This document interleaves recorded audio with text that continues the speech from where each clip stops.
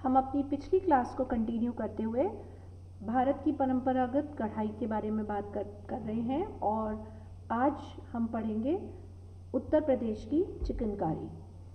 उत्तर प्रदेश पंजाब के बाद अगर हम नीचे की तरफ उतरते हैं भारत के नक्शे में, तो यह एक सबसे बड़ा राज्य है और यहाँ पे हमेशा से ही मुग़लों ने राज्य किया है और मुग़लों की राजधानी रही है पहले लखनऊ और उसके बाद आगरा। और इसी वजह से अगर आप उत्तर प्रदेश की कढ़ाई में अगर आप देखेंगे तो सबसे ज़्यादा मुग़लों का प्रभाव मिलेगा, मुग़लों की शैली का प्रभाव मिलेगा। इसीलिए चिकनकारी यानी कि ऐसा कार्य, चिकन यानी बहुत सुंदर किया हुआ चिकनी चीज़ जो होती है उसको बोलते हैं चिकन, यानी कि चकिन है था बेसिकली, चकनी चिकनी जैसा अपन कहते हैं वर्ड। तो चिकनकारी यानी कार्य अक्सर लखनऊ, रामपुर, वाराणसी, इलाहाबाद और दिल्ली के आसपास के शहरों में मिलता है। और अक्सर यह चिकनकारी एक सफ़ेद कपड़े पे सफ़ेद कढ़ाई से किया हुआ शेडो वर्क, चिकनकारी का दूसरा नाम जो है वह है शेडो वर्क यानी कि छाया, धूप छाया। क्यों? क्योंकि जो बेसिकली मुग़ल राजा हुआ करते थे या मुग़ल शासक थे, वे सफ़ेद रंग के कुर्ते पजामे या उनकी जो पहनावा था वह सफ़ेद पसंद, कॉटन। और ये कॉटन मलमल कहाँ से आती थी? क्योंकि लखनऊ में बहुत, उत्तर प्रदेश में मतलब पूरे भारत देश का बीच का हृदय माना जाता है, तो इसीलिए यहाँ पे गंगा भी है, यमुना भी है और यहाँ पे हिंदू और मुस्लिम संस्कृति का बहुत मिलाप है। और इसीलिए जो मलमल के आती थी वो आती थी बांग्लादेश से, उस समय में ढाका बोलते थे और उसे ढाका की मलमल के, क्योंकि गर्मी पड़ती थी तो पुरुष और महिलाएं, हिंदू हो चाहे मुस्लिम हो, दोनों ही मलमल के वस्त्र बुनते थे। बुनकर भी सबसे ज़्यादा यही होते थे। अगर हम कबीर जी की बात करें तो वे भी उत्तर प्रदेश के थे उस समय। कबीर के सभी दोहों में आपको मिलता है कि वो एक बुनकर समाज से थे। और जब मलमल वहाँ पे बुनी जाती थी तो अक्सर जो फाइन मलमल होती थी, मलमल ट्रांसपेरेंट रही है, तो हमेशा मलमल के ऊपर पीछे से, आप आज तक हमने जब भी पढ़ा है देखा है तो कढ़ाई आगे से की जाती है नहीं, केवल एक ये कढ़ाई ऐसी है जो पीछे से की जाती है और जिसका जो रिफ्लेक्शन है, कढ़ाई का रिफ्लेक्शन है, वो आगे से आता है और ऐसा प्रतीत होता है जैसे हमने कढ़ाई को आगे से किया हुआ है और इसीलिए इस कढ़ाई का नाम शेडो वर्क भी दिया जाता है। मैं आपको पहले चित्र में एक बार दिखा दूं तो आपको ये क्लियर हो जाएगा। ये देखिए, सफ़ेद कपड़े पे सफ़ेद कढ़ाई, अगर आप देख रहे हैं ध्यान से तो इसको ये ऐसा लग रहा है जैसे कढ़ाई आगे से की हुई है, नहीं, पर ये कढ़ाई कपड़े के पीछे से की हुई है और रिफ्लेक्शन आगे आ रहा है। चलिए अब बात करते हैं। मैंने आपको बताया कि वस्त्र अक्सर सूती सफ़ेद मलमल लिया जाता था, लेकिन आजकल organdy, chiffon, viscose, georgette, polyester आदि नेट के कपड़े पर भी कढ़ाई होने लगी है। अक्सर पहले सफ़ेद से सफ़ेद हुआ करती थी, अब सफ़ेद के ऊपर गुलाबी रंग, नीला रंग, पीच कलर, पिस्ता ग्रीन, हल्के रंगों का प्रयोग होता है। इसमें चटक रंगों का प्रयोग नहीं होता और बैकग्राउंड के लिए अक्सर काले रंग का भी इस्तेमाल होता है। मैंने आपको बताया था अपनी पिछली कक्षा में कि जो मोटिव्स लिए जाते थे, यानी जो नमूने लिए जाते थे, वे महिला और पुरुष, ये कढ़ाई भी पुरुषों द्वारा की जाती है, लखनऊ की कढ़ाई। और वे अक्सर जो भी कढ़ाई किया हुआ सामान बनाते थे और वे राजा के पास ले जाते थे या मुग़ल शासक के पास ले जाते थे। सबसे ज़्यादा राज्य जो शासक रहे कई सालों तक वो थे अकबर। अकबर ने सबसे लंबा राज किया और अक्सर अकबर ने इन जितने भी कढ़ाई करने वाले जो कारीगर थे या फिर बुनकर थे, इनको बहुत अच्छा उस समय इनाम देते थे और उनकी भूरी भूरी प्रशंसा करते थे। इसलिए उस समय में, मुग़ल काल में, ये कढ़ाई या बुनाई बहुत चरम सीमा पर पहुंची और बहुत नए नए तरह के आविष्कार या इन्वेंशन हुए। फूलों के, क्योंकि गंगा आसपास में बहती है या यमुना रहती है वहाँ पर, इसीलिए आसपास आपने देखा होगा आम की खेती, सरसों, वो गेहूं की खेती बहुत होती है गंगा के दोनों किनारों पर। और इसीलिए जो फूल होते हैं वो चमेली, गुलाब, कमल, और फलों में क्या मिलता है? मैंने आपको अभी थोड़ी देर पहले बोला, आम या फिर अंगूर बहुत खेती होती है,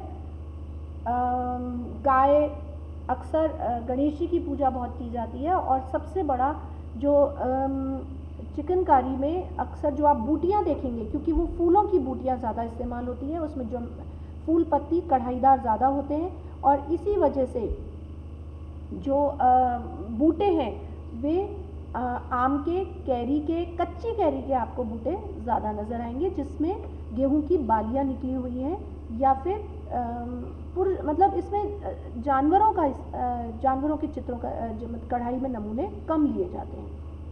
फिर बात आती है धागों की।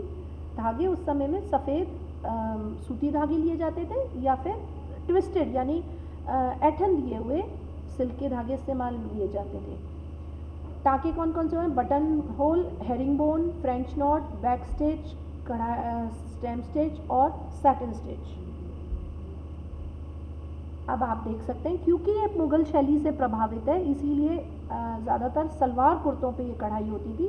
होने को ये अब साड़ियों पे भी होने लगी है, पर परंपरागत रूप से उस समय भी महारानियों के बड़े बड़े अनारकली सूट्स पे, या फिर उनकी जो दुपट्टे होते थे उनकी किनारियों पे, पुरुषों के कुर्तों पे, इन पे गले पर और बाहों पे हमेशा ये कढ़ाई की जाती है। अब कुशन्स पे, तकिए के गिलाफों पे, टेबल कवर्स पे, डाइनिंग टेबल मैट्स पे, ये देखिए मैंने चित्र में दिखाया है आपको, बहुत सुंदर सुंदर कढ़ाई होती है। पर्दे हैं, ड्रेपरीज यानी कि अलग अलग विभिन्न प्रकार के बिछाने के जो कप वस्त्र हैं उन पे, ये देखिए साड़ियाँ, चिकनकारी की साड़ियाँ, ये भी बहुत फेमस है। सुंदर सुंदर रुमाल, ये किताबों के कवर, डब्बों के कवर, डायरीज़ के कवर, छोटे छोटे पर्सेस, ये सब भी चिकनकारी से बनाए जाने लगे। इसके बाद एक और, अब हम साउथ की तरफ चलते हैं, तो एक और परंपरागत कढ़ाई है जो बहुत फेमस है, वो है कसूती, कर्नाटक की कसूती। कर्नाटक की कसूती कर्नाटक स्टेट की बहुत फेमस है। कसूती यानी का मीन्स हाथ, दो हाथ, और सूती यानी धागा। तो धागे, कॉटन सूती धागे से की जाने वाली कढ़ाई को बोलते हैं कासूती। बिलासपुर, दरबार, बेलगाम, जमाकंदी, कर्नाटक की ये कुछ ऐसे शहर हैं जिन पे ये कढ़ाई ख़ास तौर से की जाती है। पहले मैं आपको चित्र में दिखा देती हूँ कसूती कैसे होती है। कसूती बेसिकली अगर आपने अपने घर में अपनी दादी या मम्मी को बनाते हुए देखा होगा, तो एक मैटी का कपड़ा आता था, जो कपड़ा आप अगर इसे चित्र में ध्यान से देखेंगे तो इस कपड़े को बोलते थे दसूती, दो सूती यानी दो सूत का बना हुआ, और ये क्रिस क्रॉस करके धागा होता, वस्त्र होता था। ये साधारण वस्त्र पे कढ़ाई नहीं की जाती है, मैटी नाम के वस्त्र पे होती है, और इसमें ये जो कढ़ाई है इसमें टाँके ज्योमेट्रिकली बनते हैं, क्योंकि ये क्रिस क्रॉस करके बनते हैं। अब कर्नाटक की अगर हम बात करें तो कर्नाटक में सबसे बड़े जो पूजा की जाती है तो वे आज भी की जाती है। वहाँ के जो विष्णु भगवान की पूजा बहुत होती है, और इसीलिए वहाँ पे जो विष्णु भगवान किनका रूप थे, विष्णु भगवान और रामचंद्र जी या फिर कृष्ण जी, इसीलिए वहाँ पे जो वस्त्र होते हैं लाल और चटक रंग पहनना पसंद करते हैं, क्योंकि कृष्ण भगवान का जो विष्णु जी के वस्त्र हुआ करते थे वे अक्सर ऑरेंज रंग कलर के या रेड कलर के होते थे, और उन पे जो धागा इस्तेमाल होता है वो होता है सूती, और टाँके जो होते हैं वे मैं आपको अभी दिखा के चुकी हूँ, वर्टिकली मतलब जिग जैग करके होते हैं, क्योंकि विष्णु भगवान की होती है। और विष्णु भगवान की पूजा में सबसे ज़्यादा जो साउथ में इस्तेमाल होता है विष्णु भगवान की पूजा में, जो उनको पूजा करने का एक बड़ा सारा जो स्टैंड होता है जिसमें दिए लगाए जाते हैं, उसे बोलते हैं गोपुरम। तो अगर आप इस चित्र में चौथे नंबर का जो नीचे लेफ़्ट साइड में चित्र है, ये गोपुरम का ही है, और ये देखिए एम्ब्रॉयडरी करके बनाया हुआ है, और उसके ऊपर गोपुरम के ऊपर अगर आप देखें तो दो तोते बने हुए हैं जो पूजा के लिए शुभ माने जाते हैं। इसके अलावा अगर राइट हैंड पे अगर आप सीधे हाथ में देखें तो अक्सर दो पुरुष पालकी ले जाते हुए, ये सफ़ेद कलर के एम्ब्रॉयडरी के सैंपल में आप देखें ध्यान से, 2 पुरुष पालकी ले जा रहे हैं, या फिर पालना, बच्चे का पालना है। यानी कि कहने का मतलब है वहाँ की जब महिलाएं इस चित्र कसूती करती थी तो वे अक्सर अपने आसपास के जितने भी जो देखने को मिलता था उनको, यानी बच्चा है, पूजा है, थालियाँ हैं, पूजा की थाली है, या फिर जो विष्णु भगवान या भगवान राम को ले जाने वाला रथ है, पालकी है, और लक्ष्मी जी, विष्णु भगवान के साथ क्या पूजी जाती है हमेशा उनकी पत्नी लक्ष्मी जी, तो लक्ष्मी जी के चित्र होंगे, चिड़िया, पक्षी, और विष्णु भगवान की सबसे प्रिय क्या रही है, तुलसी, तो तुलसी का पेड़ भी उसमें कढ़ाई में किया जाता है। इसीलिए पहले जब ये एम्ब्रॉयडरी की जाती है तो जिगजैग बनाई जाती है, और है ना कालिक से या फिर पेंसिल से इसमें निशान बना दिए जाते हैं, डॉट्स बना दिए जाते हैं, और उसी हिसाब से गिनकर, क्योंकि इसमें कोई कढ़ाई गोल या आड़ी टेढ़ी तो है नहीं, तो इसे गिनकर इनमें, जैसे एक टाँके, एक लाइन है, इसको हमने 32 टाँके लिए, तो अगर आड़ी लाइन है तो उसको पूरा करने के लिए ऊपर की तरफ 32 टाँके चढ़ते जाएंगे। आज ज़्यादातर महिलाएं जो बनाती थी वे घरेलू उपयोग के सामान ज़्यादा बनाती थी। साड़ी के साथ जो ब्लाउजेस पहने जाते हैं उन पे भी अक्सर ये कसूती देखने को मिलती है। आप देखें, ये अगर लेफ़्ट साइड में जो सैंपल मैंने दर्शाया है वो है हाथी का, और हाथी के ऊपर चवर डला हुआ है, और हाथी के ऊपर विष्णु भगवान की जो सवारी है वह निकलती, क्योंकि साउथ में आपने देखा होगा अक्सर हाथी एक तरह से पालतू जानवर है, वहाँ घरों में रखे जाते हैं, और कमल का फूल सबसे प्रिय होता है विष्णु जी को, इसीलिए कमल का फूल भी ज्योमेट्रिकली बनाया जाता है। अब कई तरह से कसूती के नए रूप आ गए मार्केट में।